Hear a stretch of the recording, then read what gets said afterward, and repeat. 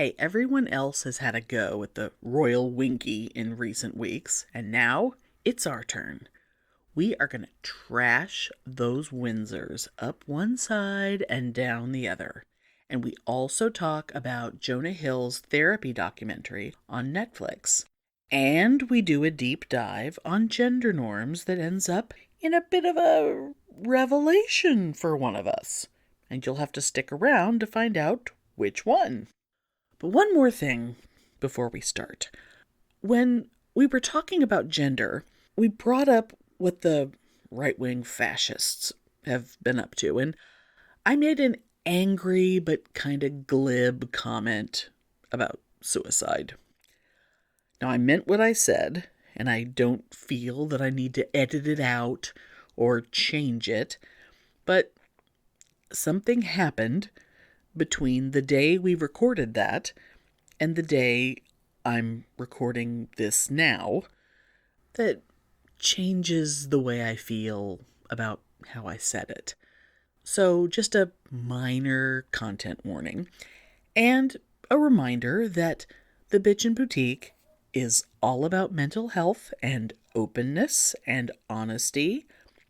And if you're in crisis and in the US, call or text 988 or go to 988lifeline.org to reach the National Suicide Prevention Lifeline. And if you just need some friends, you've got two right here. All right, on to the royal peen.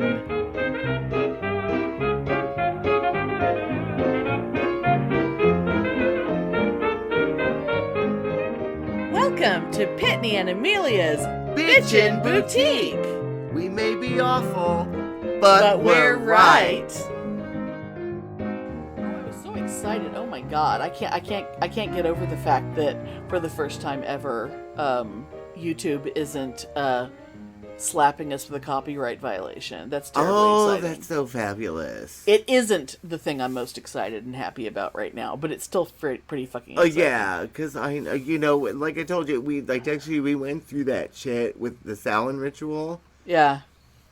We got permission from the band and the publisher. Yeah, but YouTube doesn't know that. To YouTube. Yeah, but YouTube doesn't know that. And it was just like, it's impossible to even communicate with them for anything. Yeah. It was just anyway. Yeah. I've finally gone truly public domain with our music. Oh, yeah. So, and that's... I always intended to be, but I never quite made it there. But now we are. Anyway. So Pitney, what's bitchin'? What's bitchin' with you? Oh my god, I have a new obsession, an absolute obsession. And I'm dying to know what you think of it because I don't know which side of this controversy that you may fall in. I am completely obsessed with Prince Harry this week. Oh, I kind of am too, a little bit. Because and this is totally coincidental, I did not know the book was coming out. Just coincidentally, on Netflix, I ended up completely binge watching and staying up till 3 a.m. when I had to work the next day, watching all of Harry and Meghan. You watched the documentary? Oh my god. I loved it, and I totally fell in love with Prince Harry. And were you not already? I was indifferent to any of it, and I mean, if I I'm thought gonna Meghan like Markle any of those fabulous. I am not a royals person. Oh, me but neither. The only one worth giving any of my time to has always been Prince Harry. Always. Because he's the only one that fucking mattered. And because he's so cute. Oh my god. Well, I still believe that Charles is not his father. I still believe that Diana must have had an affair because there's some other guy out there. I can't remember that guy's name, but he looks just like Harry. And I just love him. I loved him ever since he was the cute little ginger kid. And, yeah, and I always love the gingers anyway. I'm obsessed. And so I've watched, on YouTube, the Colbert thing that was just aired, but I didn't That watch was it so live. good. That interview was excellent. Highly recommend everyone watch it. And I watched the 60 Minutes interview with him, and I thought it was great on YouTube. Ooh, I don't think I knew he was on 60 Minutes. Oh, I mean, yeah, and then he did an interview with Michael Strahan. Oh. And I got to see part 1 on YouTube, but I wasn't able to find part 2, so maybe it's not out there, or it's not, anyway. But I'm just, smitten with him, and I think he's genuine, and I think he's neat. And watching the documentary... Oh, wait, but before you go on, have you heard the audiobook clip of him talking about rubbing the Elizabeth Arden cream on his dick? No, I need to hear that. Okay, it has to do with the frostbite on his dick. It has to do with that. I will send it to you. Oh, I need to hear that. Just hearing him talking about it in his own voice is it's so good. And speaking of dicks, and I'm going to say one sentence, we're going to leave it at this because we're not going on to this topic again. But it is our show, so it has to be said. But he's British, and I'm attracted to him, so I always thought that he had the ugly turtleneck. But in his book, he says out he does not. He is circumcised. Wait, how do you know that? I haven't heard that. It's in the book. Because there is people online being, we didn't need to know that. Wait, why was he circumcised? Why? I don't know. And apparently it's explained, but I didn't. I don't know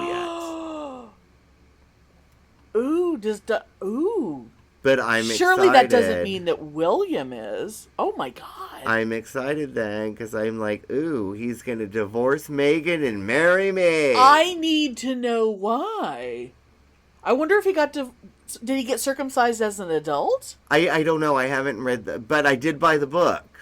I bought the book at work yesterday. You bought I bought it yesterday at work. Oh, excellent. Okay.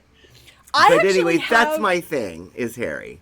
Like I said, I'm not into the royals. I never have been, but every so often, if there's something just really juicy or crazy, I'll get sucked into it. But I gotta say, one aspect to this that actually just today, really, that I saw some British person talking about, that I thought was really interesting, that I had not really thought about, because it was sort of in response to people talking about the level of sort of TMI that the book is. Him talking about things like frostbite on his dick and whatever.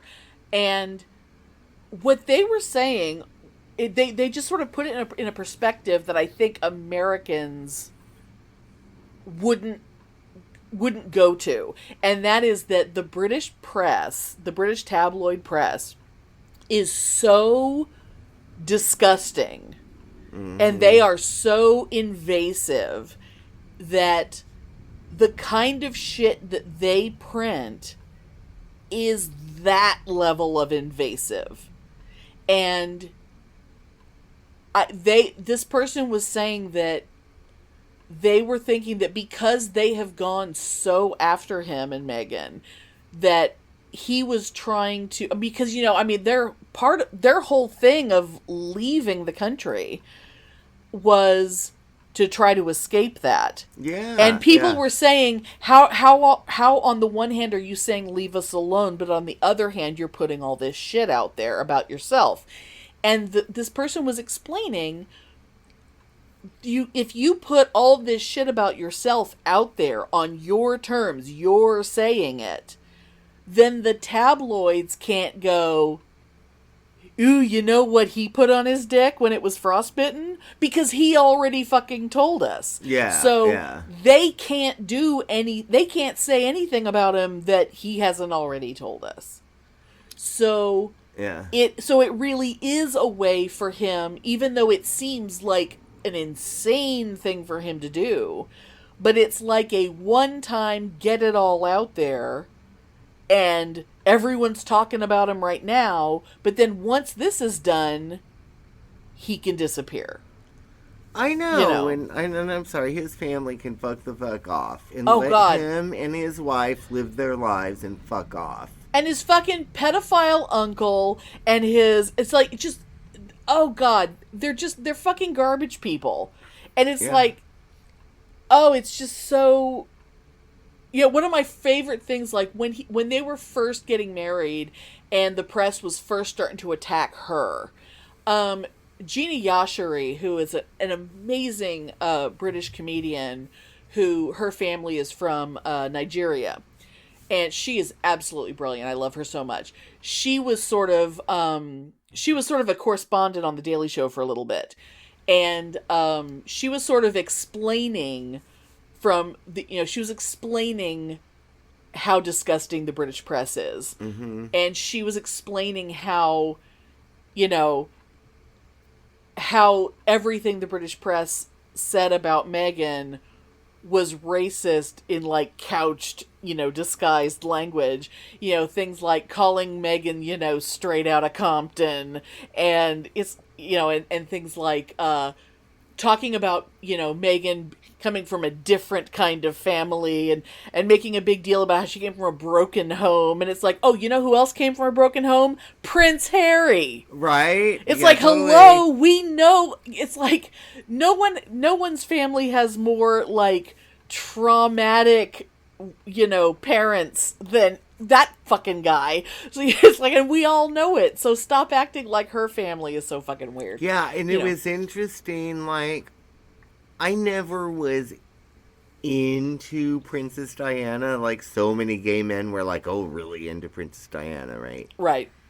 I mean, I never thought anything one thing or the other. It's like, oh, whatever, Right. But seeing all, in that documentary, there's a lot of video clips of her dealing with the paparazzi. Oh, yeah. And I remember and I do remember actually now, like, seeing the few interviews that I watched with her and stuff at the time, that she was really fed up with them, but I never really thought anything of it. But you can see the level of frustration and anger. Oh, yeah. And almost despair in her face that they would not leave her the fuck alone. Yeah, and because she belonged to them somehow. Continuous clips of her trying to hide from them and telling them to go away. And I guess an quote-unquote infamous, and the only reason I think this is infamous because this is what they said in the documentary, right? Right. But it was pretty striking of her coming back from playing tennis, holding a tennis racket over her head and telling him to go away. Right. And, I mean, you could see, like, the anger and the despair in her face. Sure. And that's what Saint Harry and Saint Meghan have had to deal with. Right. And apparently cunt William and asshole Kate love it. They just love it. Yeah, I guess. I used to really think of, like, Harry and William as, like, that they would have to kind of be the same, and, like, oh, poor William's under all this pressure. But, like, William he's way too much like his father. Like, he's just, he got the asshole gene, I guess. And it just makes me angry. And it's like, oh no, fuck them. Yeah, and like, what about, what about cunt Camilla? Oh, she's utter garbage. Utter fucking garbage. And I don't care that I ain't from the UK. I got an opinion and it's right. I'm sure if we have any listeners, and we actually do have listeners in the UK, but our listeners in the UK, I'm really sure that they're like, fuck the monarchy, fuck the royal family. I'm Team pretty sure. Harry. I'm pretty sure that they really have no love for the royal family. I'm pretty sure of that. Oh, it's so fascinating. Anyway, so that's my thing that I'm into this week.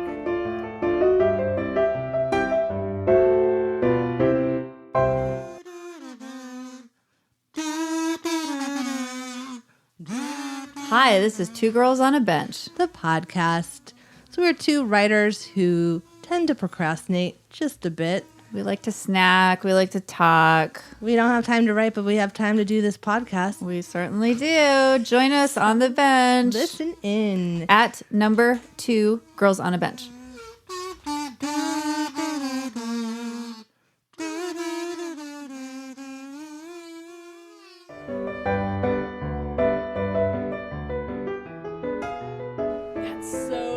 Because mine, what's bitchin' for me? Would you like to ask me what's bitchin'? Oh, yeah. So, girl, what is bitchin' for you? Well, what's interesting is that what's bitchin' for me also happens to be a Netflix documentary. Literally up until last night, I had something completely different planned. I had something else that was very just wholesome and lovely, and I was very excited to talk about it. But last night, everything fucking changed. So last night, I watched a documentary called Stutz. Stutz. Oh, I haven't even heard of that. Okay, so apparently it came out in like November sometime. Okay. But I guess it hasn't really been promoted, and I didn't find out until today actually that it wasn't really getting promoted because can you hear the neighbor's dogs barking? I can. You can. Okay, I'm just going to go ahead and mention it because that way I don't have to. I just had an airplane and thunder happen, so whatever. Oh well, I didn't hear that, but I was just thought because it's so fucking loud. The dogs across the street, it's so fucking loud that I thought I'll just go ahead and mention it, and that way I don't have to make a huge effort to try to edit that sound out because now the listeners know that yes, I hear it, and I can hear it. And by the way, just while you're saying that, if anybody hears weird noise in the background, if you see the news, you know I'm going through all this shit in California right now. There's a thunderstorm going on right now. We just said thunder. So yeah, you guys have had shitty weather. So yeah, so if you hear like, although weirdly in the background, I'm it's not thunder. hearing it, but we'll see. Yeah. The mic always picks up weird stuff that I don't notice until you send me the recording later, and it's like, oh, that sounds different. And then you're like, oh fuck. Yeah, anyway, yeah. Stutz. So, what Stutz is? Well, the reason I think why it wasn't promoted is because Jonah Hill has decided that he just for his own mental health he can't do promotional stuff right now. So Jonah Hill, the actor who just by coincidence a year ago, I actually talked about him a little bit when you were on hiatus and I was doing my own episodes, the episode called Fatness, I talked about Jonah Hill a little bit because he had asked people to stop commenting on his body, and the reason why I brought him up was because I was aggravated, not that he asked that, he had every right to ask that, but the fact that all of a sudden the media listened to someone asking that and acted like they were gonna, take it seriously. And it's like, really, a guy asks that? And all of a sudden everyone... Yeah, and I actually, now that you say that, I remember that conversation. I remember that being in the media. And it was like, women are begging people to stop commenting on our bodies, whether we gain weight or lose weight or whatever. It's like, could everybody just stop because it's really not necessary to comment? But anyway, so it's just a coincidence that about a year ago I talked about him, but he decided to make a documentary about this guy Phil Stutz, who is his therapist. Oh, interesting. Okay. And Dr. Stutz is fucking amazing. And at first I'm thinking, well, anyone who loves our therapist, and, anyone who listens to the show knows I love my therapist. You kind of feel like, if your therapist has helped you, it kind of seems like, oh, well, everyone would want everyone to know their therapist because, oh, my therapist is so wonderful. But this guy is different. And the main reason why he's different, it is kind of addressed very quickly in the film, and that is that most therapists just sort of, they give little bits of kind of guiding the conversation a little bit over time because they want you to get there. They want you to reach your own conclusions because it's more powerful and it's more whatever.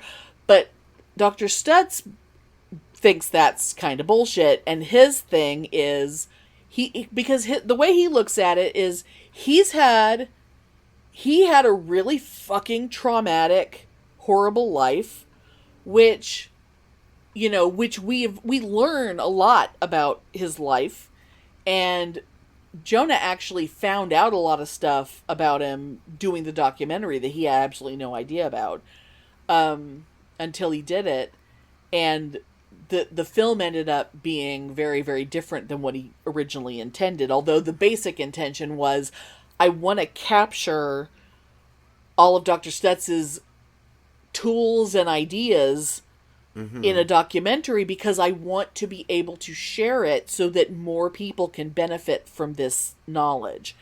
Because his approach towards therapy is giving you these basic tools and approaches towards ways of looking at life and ways of looking at the way your brain works and the kinds of thoughts that come into your head and the way you can attack them and work with them. And his feeling is like, if you're talking about something that's going on wrong with you, he just has these little pieces of paper next to him and he'll just doodle a picture that sort of illustrates, like, okay, so this is you, and this right here is your problem, and what you're going to do is you're going to, bust through it, or you're going to climb over it, or you're going to, and he hands it to you to take it home with you, or whatever, and it's like all these... Oh, see, that's interesting. Okay. But he has all this stuff about, what makes up your life force, and what makes up... There's a thing called Part X. And Part X is this thing that everybody has, and it's like, if your life is a movie, Part X is the villain in your movie, but Part X lives in your head, and it's the voice that tells you you're a piece of shit. And Part X, you are at a constant... You were never going to beat Part X, but you're going to be in a battle with Part X your whole life. And all of his tools are about ways to... different methods of beating Part X in all the little battles. And the whole point of life is about moving forward. Every single day, every action you take is about moving forward. Because you can't stay here. Wherever you are right now, that you don't get to stay here. Like if you're in bed, you have to get out of bed. And then you have to, it's like, you got to get out of bed. You got to go to work. You got to do the next thing. You got to do the next thing. How am I going to get from here to there?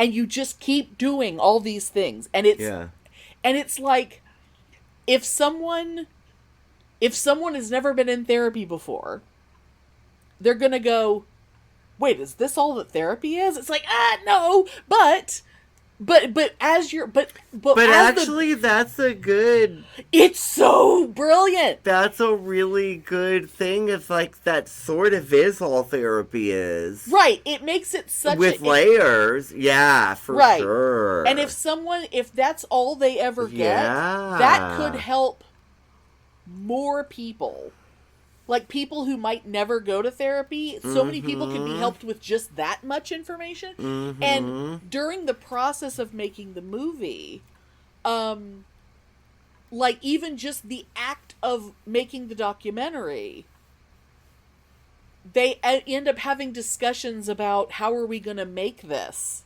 that change, that have therapy-like discussions that they end up putting in the movie. It's so about being vulnerable and about being honest. Oh, I'm so curious now. It's okay, so let me ask you good. this. I was crying. I was laughing. Knowing that it's so good. Doing this documentary, his Dr. Stutz's patient, Yes. Jonah Hill, Yeah. obviously got to know his therapist really well on a personal level. Yeah. Is their therapeutic relationship just nil now? Or they? Oh no, they're still. Are they still patient therapists? Because that seems a little weird to me.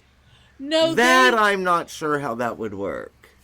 Well, I think some of that.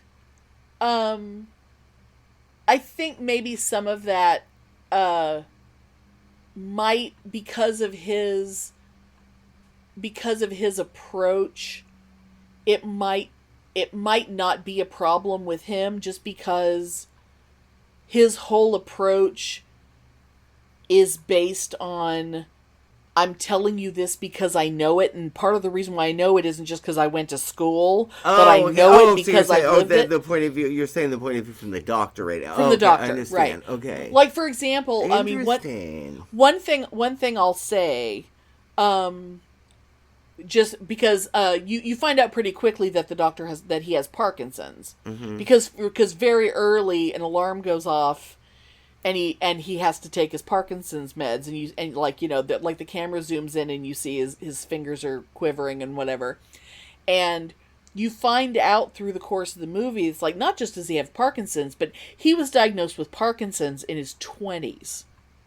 He has had Parkinson's. Shit. Wow. He's had Parkinson's for like 50 years.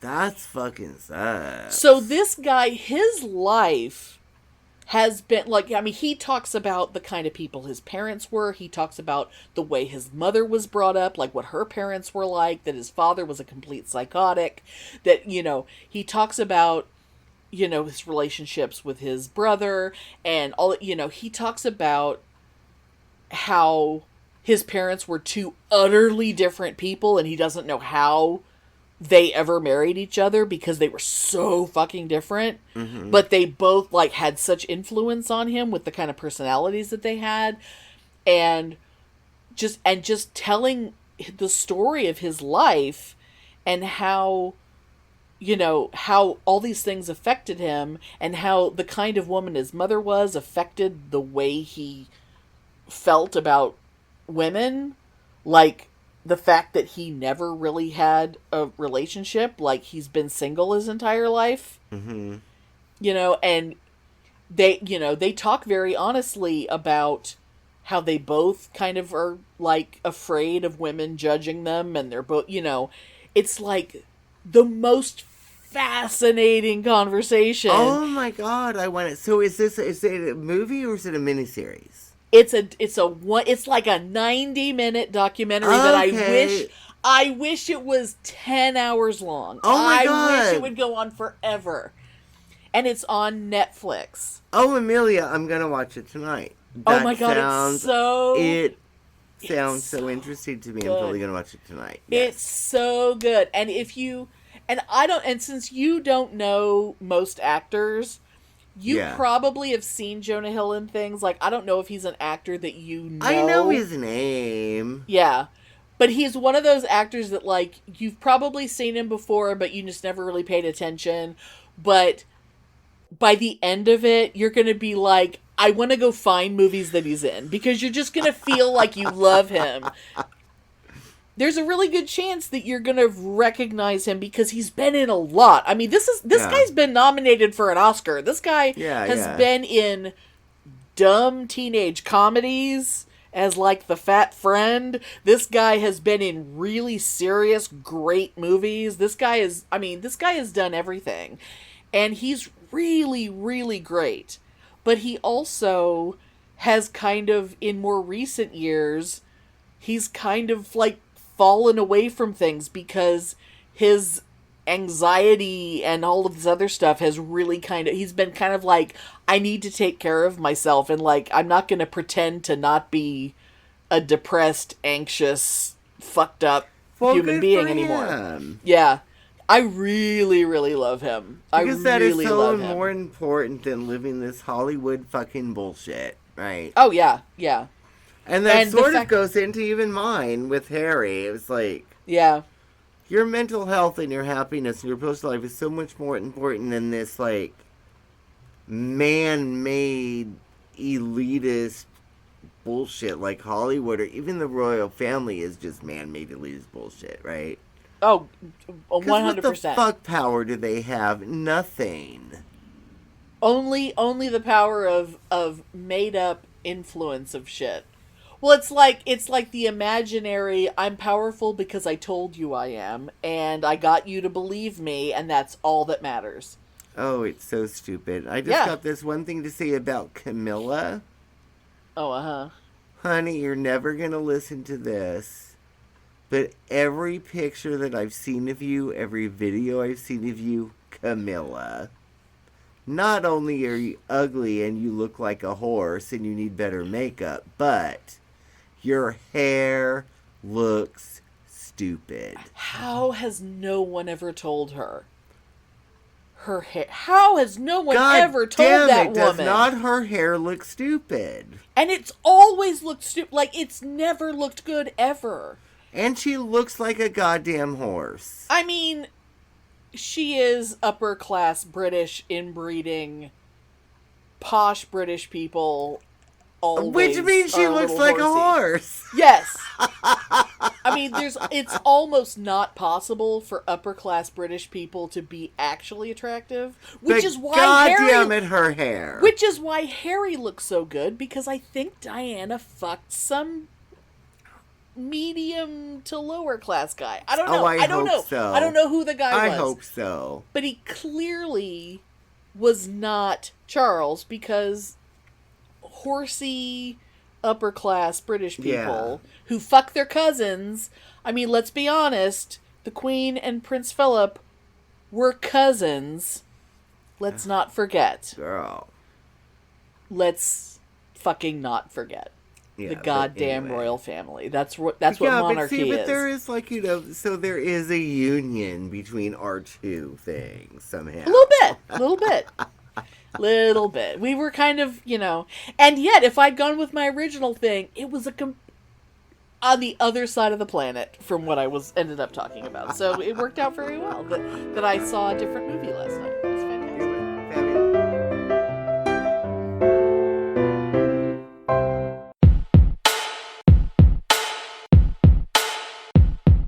The Bitchin' Boutique. Yes. I think we need to give them a thing, Spike. We can give them a drop that they can play on their yes, show. I think we've got to find some time and get time to do that. Right now. I think we should do it right now. Look, I'll show you how easy it is, Spike. Watch this. I'm just going to do it live. Okay, do it live. Like that bloke screams. I'm just going to do it live. Watch this. Hi, this is Dr. Dan from the Two Skeptical... I can't do it now. Look, I can't speak. Too much pressure. I'll try again. Take 52. Hi, this is Dr. Dan from the Two Skeptical Chaps podcast, and you are listening to the most bitchin' boutique. See? That was easy, wasn't it? Okay. They could send us one, we could play it in ours. Yeah. Right, you do it. Yeah. Right, what do you want me to say? Whatever comes to mind. Hi, this is Spike from the Two Skeptical Chaps podcast, who ain't no bitch, but you're listening to the Bitchin' Boutique.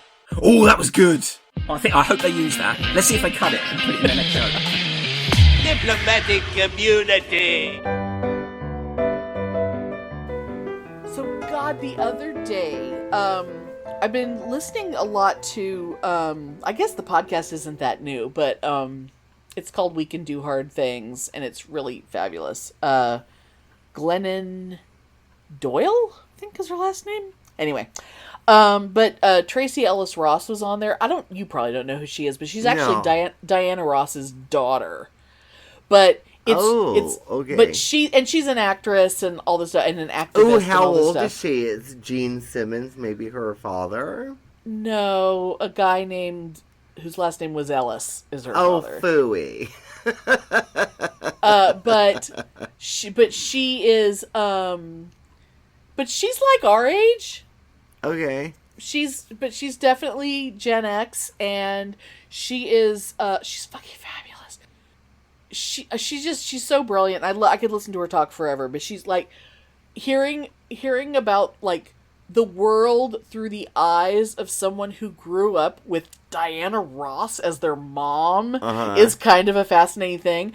And she's just like this gorgeous, brilliant woman who grew up in the shadow of Diana Ross, and like her idea of what like a woman is supposed to be was like that, and it kind of affected the way like her own self-esteem and whatever, and it's kind of fascinating. But she's also she's in her 50s now because she's about our age, and she's she just turned 50. That's right, because part of what she was talking about was her 50th birthday party. That's right. And she didn't have like a big plan that she wasn't ever going to have kids, but it turns out that she's not going to have kids because she hasn't had them yet. Well, and good it's for not, her. Exactly. It's just not going to happen. But, it's just working out that that's just not in the cards for her, because she just hasn't had a relationship that's gone that way, and she just seems to be she's gonna be single, and she just so her perspective on life is quite fabulous. But sometimes she has to remind herself as a woman that what I have she's like, I have to keep telling myself, because the world keeps trying to tell me that I'm a failure. And it's like, really? Because I don't feel like a failure, because I'm quite successful in my career, and my life is pretty fucking great. And, so because of things like that, she made this comment on this podcast, and she was saying how just the fact that she said it this way really got my attention. And that was that she's recently realized that she's very appreciative, particularly of the trans community, for keeping the discussion of gender out here where we all kind of have to face it, because it kind of is helping everyone to think that who we are doesn't have to fit in some kind of a box. That that it kind of helps the whole, whether you want to call it feminism or whatever, but it's way more than just feminism. But it's the idea of, who you are is just who you are. Like, you don't have to fit anybody's definition of anything. And it just really clicked with me in a big way, because you and I we've talked about gender and stuff on this show before, and it's come up several times. And just the idea that conforming to your gender stereotype or whatever is such a limiting thing. And the more people, it's like a lot of pressure that nobody fucking needs. Like, if you're a person who happens to fit into your gender stereotype, good for you. If you're comfortable and that's what you want, then that's great. But for anyone who doesn't, whether it's in your appearance or the kind of life that you have or what you want to do or the kind of job that you have or whatever, it just, and having trans and non-binary and people out there being so open and kind of keeping the idea and keeping the conversation going is causing all of us boring cisgender people to think about that more. And I think the people who are so uncomfortable with that idea, if they would just let themselves unclench for a minute, I think they would realize that it actually is, it It's literal freedom. Like, those are the people who want to talk about freedom all the time. Yeah. There's nothing more freeing than letting go of those very rigid ideas. You know, and I actually have something interesting and topical to say about that, too. What's that? So I went with, my friend Miguel, very macho Mexican, Oh, yeah, full yeah. on into that culture, blah, blah, blah. I went to, fabulous time, by the way, fabulous time. I went to a big horse farm with him. Oh, okay. There was no women there. I was the only white guy there. I was the only one that spoke English there, except for the owner spoke broken English. He was really nice, by the way. And I'm just saying that as an illustration of the cultural sort of thing. This is bringing this up, right? Was he, like, friends with the owner? Yeah. Miguel was? Yeah. And so we went, and he basically just took me there because he thought I would get a kick out of, one, seeing all the horses, which I did. Yeah. And two, having this, like, traditional, I guess, sort of like cowboy Mexican drink called pajaretes, which is... Never heard of that. Moonshine.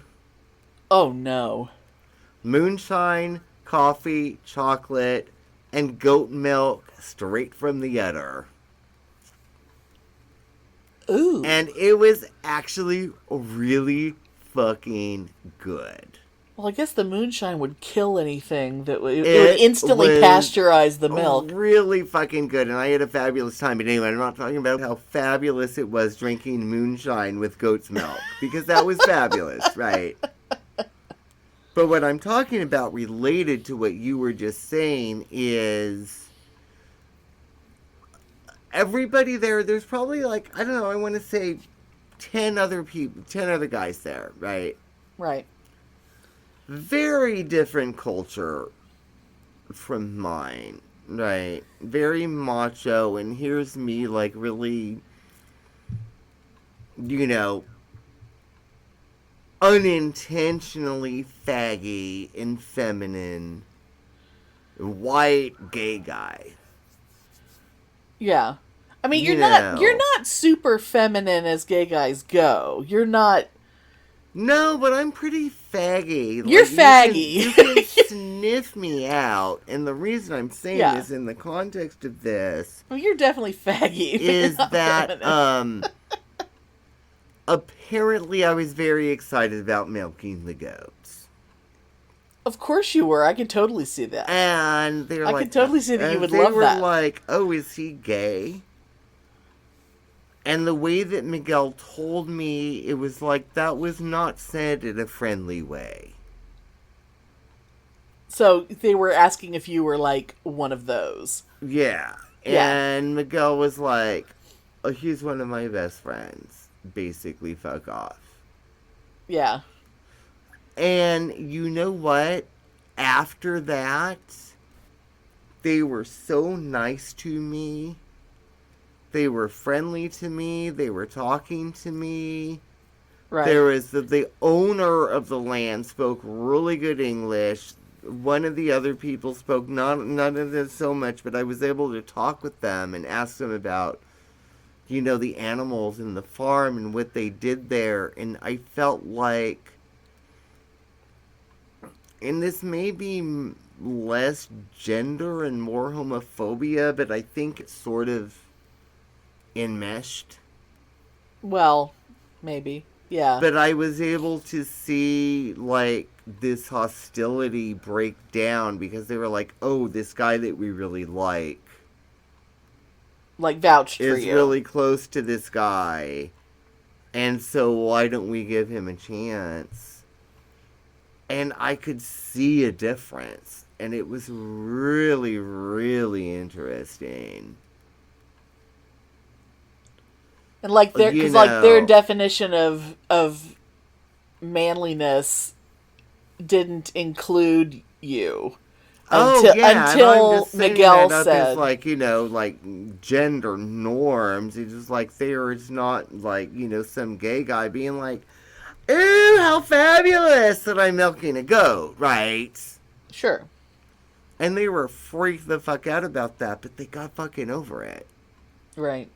So Right. I almost do feel like if there's familiarity, it can help people get over this shit. Well, yeah, I mean, but I think one of the problems that a lot of people have is people don't. Well, I think a lot of times people they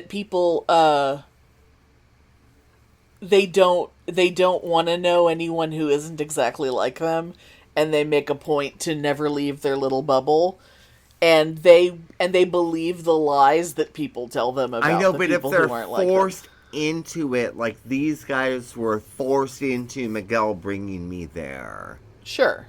They were like, oh, they were like, well, oh my god, like I can't even pretend to be a macho, oh my god voice, right? But you know what I'm trying to say.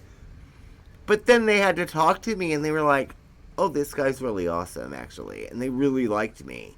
Yeah. And I ended up them showing me around and showing me all this stuff, and I got to actually, this was actually a really special thing, because not a lot of people get to see this.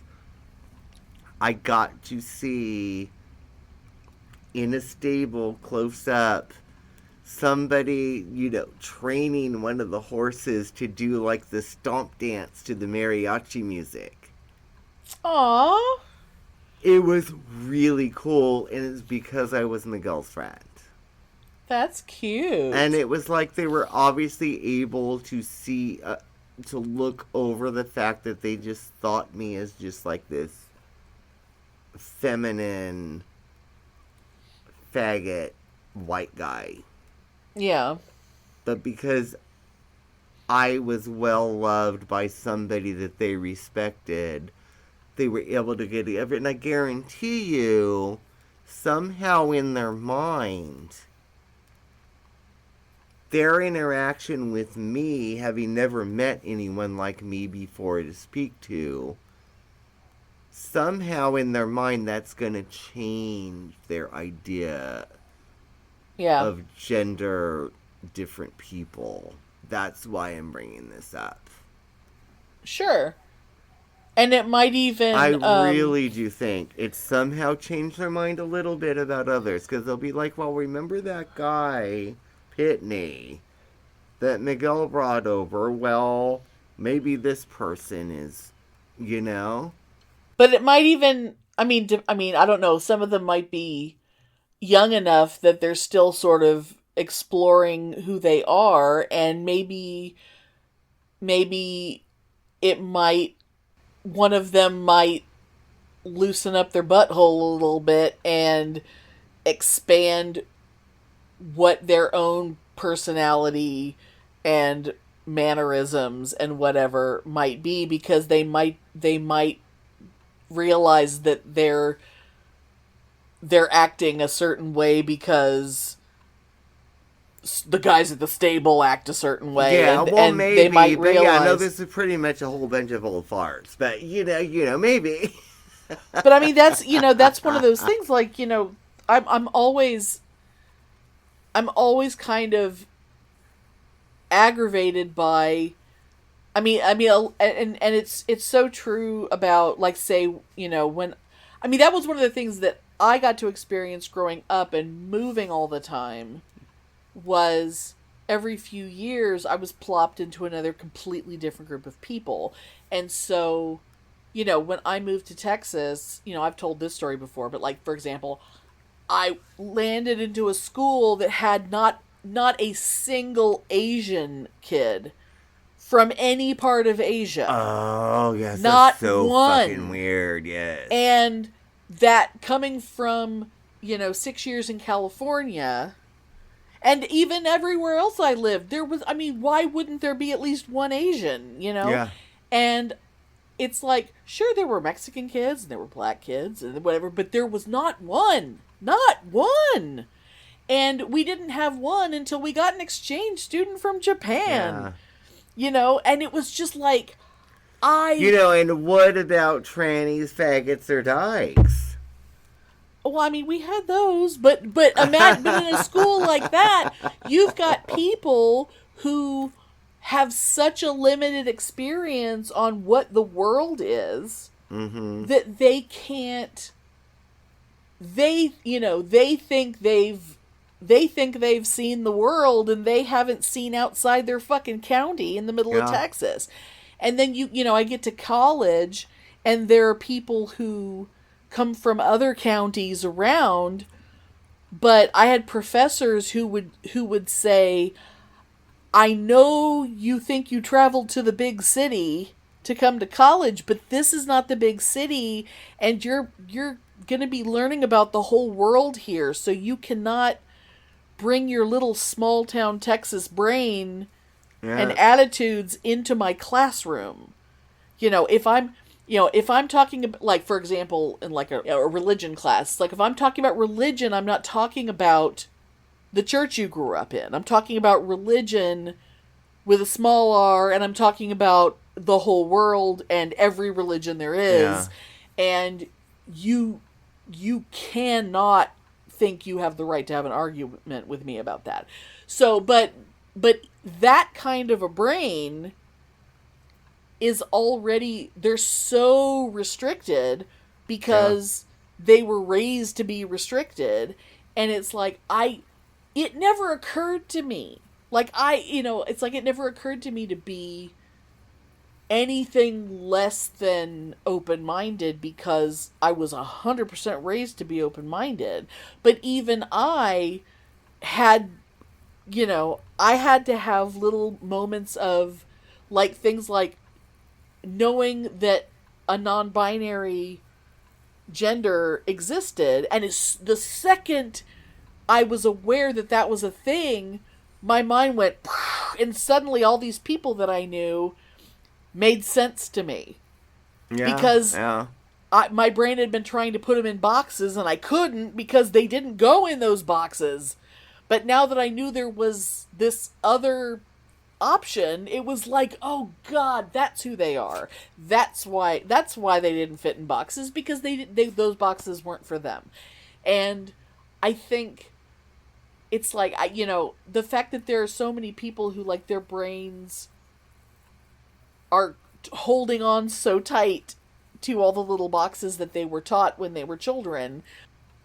But it's like they're afraid. It's like, what are they afraid of opening up their fist? Like, they're clenching their fist, and it's like, if you just unclench it a little bit. That's what I don't understand. Who the fuck cares? That's it's like, what if I you don't just understand. if you just if you let yourself relax a little bit and just be more accepting, like, if you accepted other people, it's like, are you afraid you might start accepting something in yourself?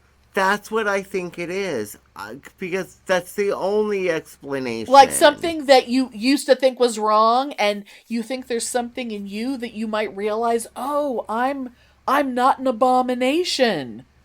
I've spent my whole life thinking I was an abomination, and I just realized I'm not. And somehow that's a bad thing? It's like, no, how could that be anything but a great thing? I think that's what it is.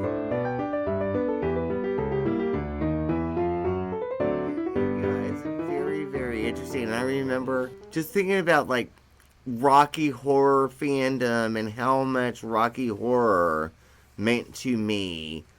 Sure. And so many other people with this whole thing. I remember my first, I wouldn't even call him a boyfriend, my first sexual encounter.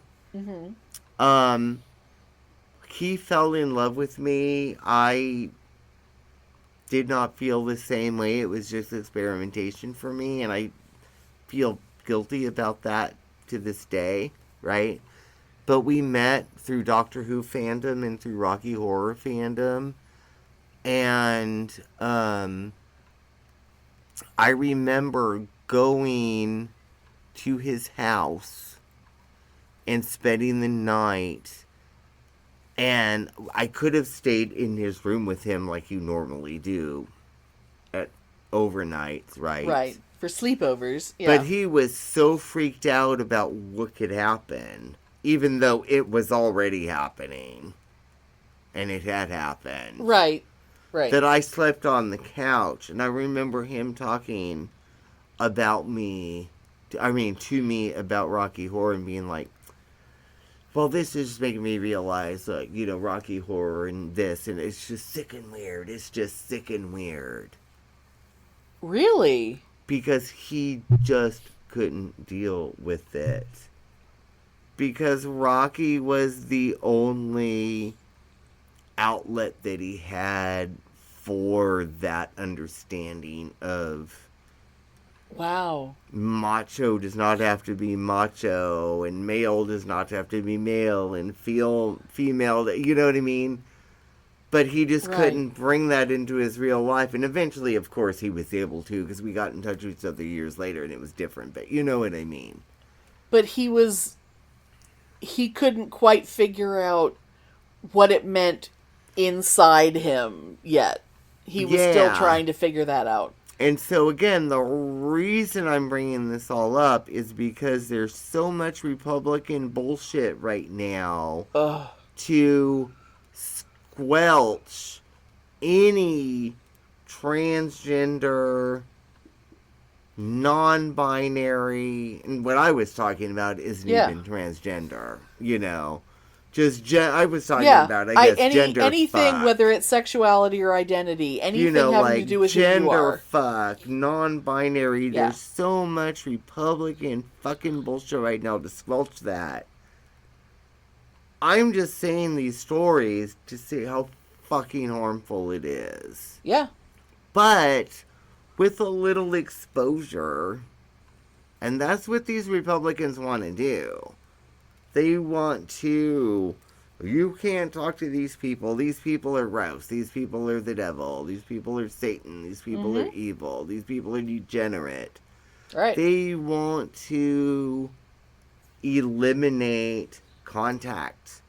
And eliminate positive connection. Reinforcement of these because ideas. I guarantee, I don't care what a big fucking asshole you are, you connect with your cousin's gay best friend. I don't care how much a redneck motherfucker you are. You're gonna like him. And that's gonna change your opinion. And that is going to somehow change your mind a little bit. And that will put that out there. Yeah. But all this agenda right now wants to take all this shit away because they don't want contact. Well, I think the number one thing, and as awful as this is, because a fascist is a fascist, it's a lot easier. It's a lot easier on a fascist if the undesirables kill themselves instead of the fascist having to kill them. So I think, personally, they want to make sure that they control the message and make sure that it's much more, no, you're an abomination, you're horrible, you're going to hell. They want to make sure that that's still the most dominant message and that nothing positive is out there because they want all those young people to kill themselves when they're teenagers so they won't grow up to vote. Yeah, and how dare they? They should grow up and have their voices heard and influence somebody else, and that. Yep, they don't like the fact that all these people are alive. It's a different way of what I just said. Yeah, you meet somebody, it changes your mind. You're exposed to somebody, it changes your mind. Because heaven forbid, it's like all these. How dare all these people live past the age of 18 and grow up to fucking vote? And be loud, and who the fuck do these people think they are? And I don't understand this whole, gender, man, woman. Yeah, I've never understood. Who the fuck cares? I mean, it's weird when you're cis. It doesn't matter because everything is all laid out for us. But if you're I've said it before. It's been years, but I can't even define why I'm a woman. I just know that I am. Mm-hmm. Like, I know it's not my parts that make me a woman. I cannot define what it is in me that makes me a woman. I just know that that's what I am. But I do know that if someone else who has who was born in a body that doesn't look like this, if they said, I can't explain it, all I know is I'm a woman, I have no reason but to believe them. Because their brain is like my brain. They're like, oh, I can't explain it, all I know is I'm a woman. You know, it's like they shouldn't have to explain it any more than I should have to explain it. See, and that's interesting because you just said, okay, you know, you're a woman, right? You identify as a woman. Yeah. Me, all I know is, you know, I love my cock. I think my cock is the most fabulous thing in the world. Yeah, but and you also love other cocks, too. And I love other cocks. And that's sort of like me loving my cock is sort of being like, oh, I identify as a man, but I don't. I don't identify as anything. And now I've never really thought about this. I know I love my cock. I don't want to be a woman. I don't want to have a vagina. I don't want to be a straight man. I don't want to be a drag queen. But I've never particularly defined, oh, I'm a man. I've never even thought about that before right now. I've never even identified myself as anything other than gay. And that is not gay male. Really? I've honestly never identified myself as male, certainly never female. It's always been like, I got this equipment and I love it. And I know what I'm attracted to. But I have never identified as a man. And I've certainly never identified as trans or... No, I know. Bi or non-binary. Non-binary. And I mean, I'm not... And please, when I just said that, well, I certainly never identified, I didn't mean that in a judgmental way. No, I know, but I've never, I wouldn't have thought that you didn't identify as a man. I have never, honestly, now that I thought about it, it's weird, I just thought about that, honestly. I have never, ever, ever thought of myself as a man.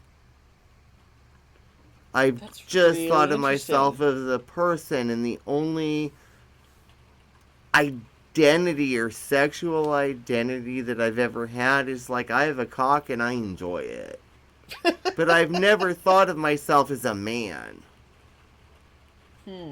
Or a woman. Right. I've just seen myself as like this, I'm just this thing.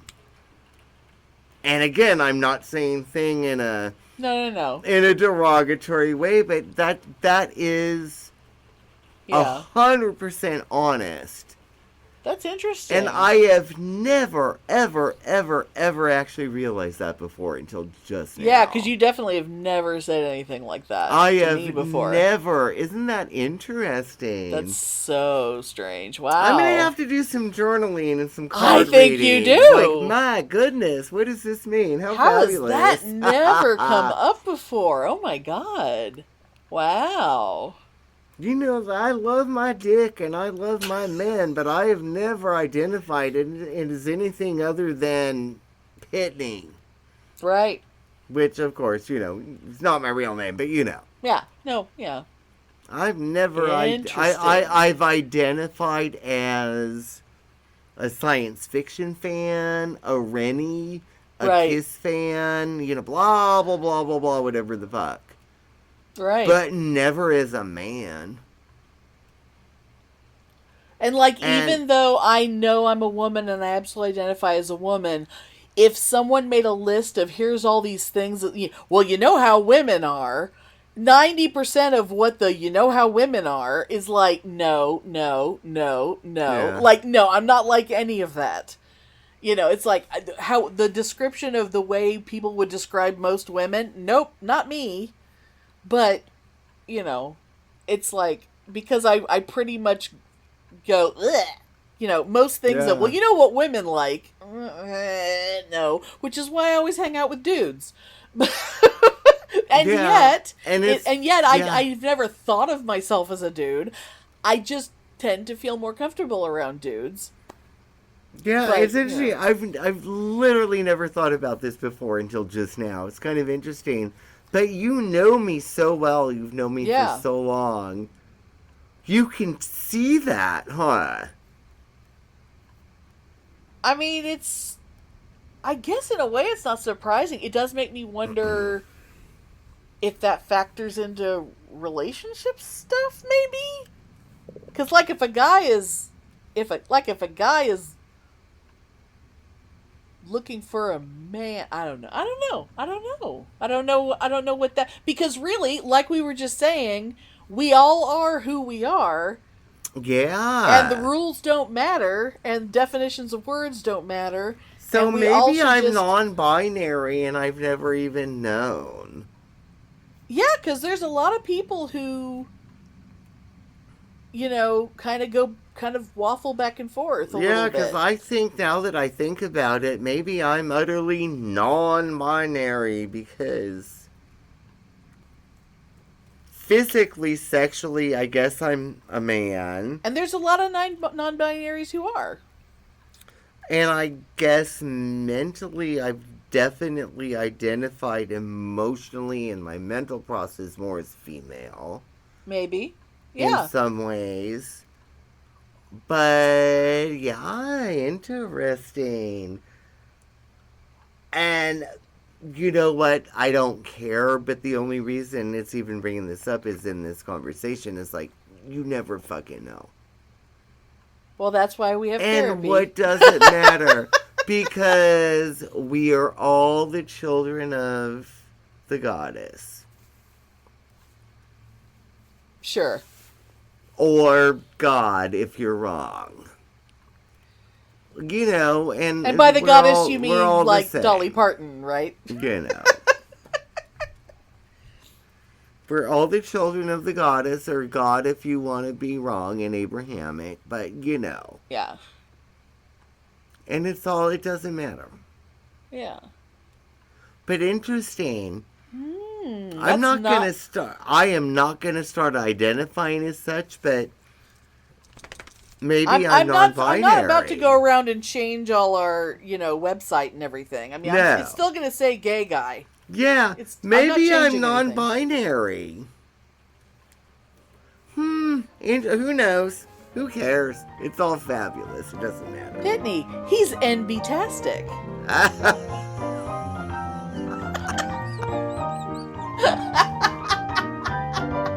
Oh my goodness.